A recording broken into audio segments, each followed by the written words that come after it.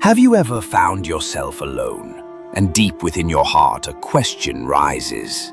That message, that sacred word of the Almighty, the pure revelation sent down from the Lord of all worlds, that which was revealed to Musa, Moses, alayhi in the form of the Torah, that which was granted to Dawood, David, alayhi as the Zabur, Psalms, and that which was given to Isa, Jesus, alayhi as the Injeel, Gospel. Is it still the same today? Is the light of those scriptures still just as pure, just as divine, as it was when it first descended from the heavens to the earth? Or could it be that with time, power, politics, desire, and self-interest cast their shadows upon that heavenly word? Did someone at some point in history dare to change the word of Allah, to insert their own words, to remove parts they didn't like, or hide some truths and exaggerate others? What kind of heart would it take to commit such a sin?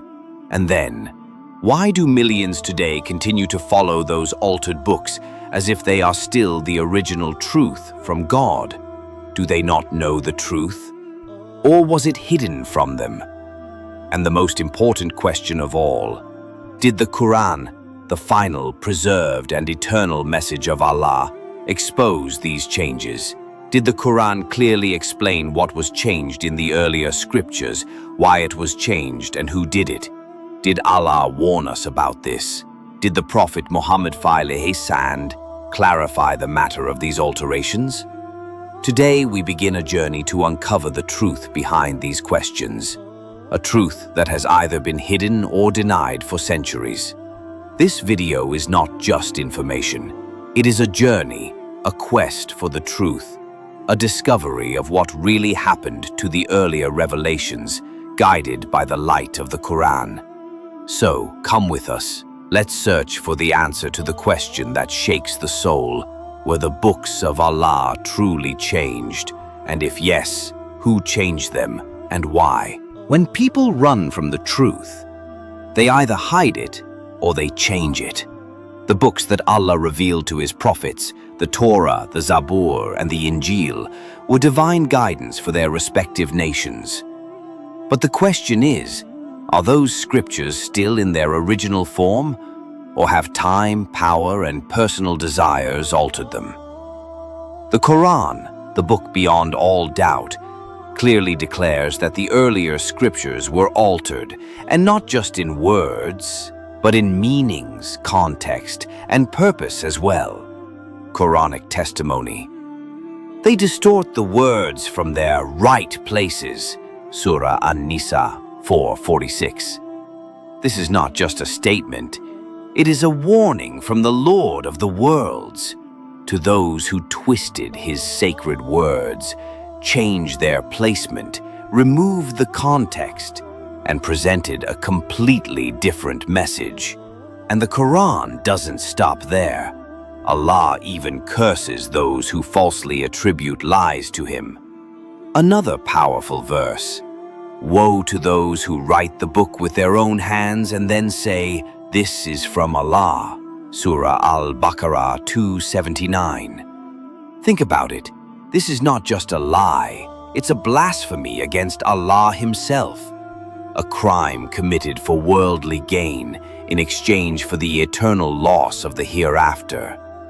This verse doesn't just suggest that alteration may have happened. It confirms it over and over again. Some changed the words of Allah. Some wrote their own words and claimed they were divine. Some hid Allah's commands. Some twisted the meaning so much that the truth became foggy and a new message was invented. Long pause. Narrator serious. So, dear listener and viewer, if the Torah, the Zabur, and the Injeel were still in their original form, why would the Qur'an announce their distortion? Why would Allah say, "Woe to them," if there had been no change? This isn't just a historical fact. It's an article of faith. The Qur'an makes it clear.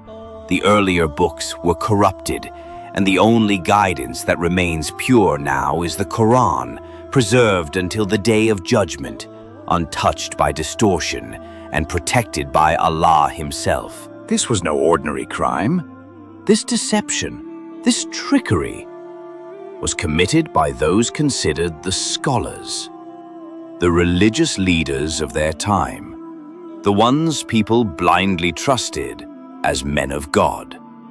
Yes, the Jewish and Christian scholars, the very ones who received the divine scriptures, who were entrusted with guiding the people. But instead of guarding that trust, they sold it for a small worldly gain. The Quran declares, they exchanged the words of Allah for a small price.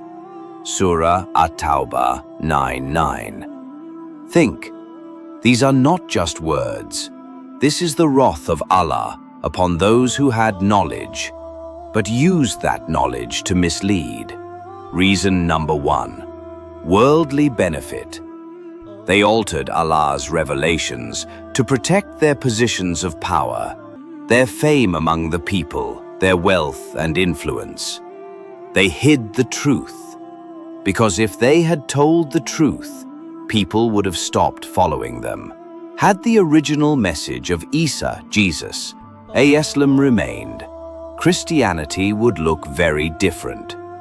If the prophecy of the final messenger, Sallallahu Alaihi Wasallam, in the Torah had been made public, the Jews would have been forced to accept Islam. But they chose to protect their worldly status, and in doing so, changed Allah's message. They changed the words, twisted the meanings, and when hiding the truth wasn't enough, they made up lies and said, "This is from Allah." Is that a small sin? No, it is a major crime. And the Quran says, woe to those who write the book with their own hands and then say, "This is from Allah." Surah Al-Baqarah 279:9. These were people who claimed to be friends of Allah, but they sacrificed His book for personal benefit. Allah has never left mankind without guidance. In every age, for every nation, He sent revelation, and those revelations took form in heavenly scriptures. Torah, revealed to Moses a.s., a complete law for the children of Israel. It contained rules about the lawful and unlawful, justice, morality, and societal guidance. Zabur, Psalms, revealed to David a.s., a book of wisdom, praise, and spiritual devotion, words so heartfelt they shook souls and brought tears to eyes. Injeel, Gospel, revealed to Isa, Jesus a.s., a message of mercy, humility, and monotheism, calling people to Allah and away from religious hypocrisy. But today, are the books we see in the world under the names of Torah, Psalms, or Gospel really the same ones Allah revealed? Is today's Bible the original Injeel of Isa a.s.? Do the Jews still possess the real Torah given to Musa a.s. on Mount Sinai? Is the original Zabur still recited as Dawood a.s. once did? No. The Quran tells us that great injustice was done to these books. Here's what happened. 1. The truth was hidden. Verses that spoke the truth, that gave signs of the final messenger, Sallallahu Alaihi Wasallam, that taught pure monotheism, were concealed from the people. The scholars never shared what Allah actually wanted. 2. Words were altered, phrases were changed, meanings were twisted, laws were modified. What Allah said, they turned into something else. 3. The original manuscripts were lost. Through time, conflict, and carelessness, the original scriptures disappeared. Today, no complete original copy of the Torah, Gospel, or Psalms exists. All we have are reconstructed texts built on oral tradition. 4. Human words were treated as divine. Words spoken by priests, rabbis, and scholars, opinions and interpretations were all attributed to God Himself. In the Bible today, the same event is written in multiple ways. The Gospels of Matthew, Mark, Luke, and John. 4 different authors, 4 different styles, 4 different stories. Yet the true Gospel was one, revealed to Jesus, Isa, A.S. Isn't this corruption? Emotional? Isn't this oppression? To take the word of Allah and change it to suit one's desires.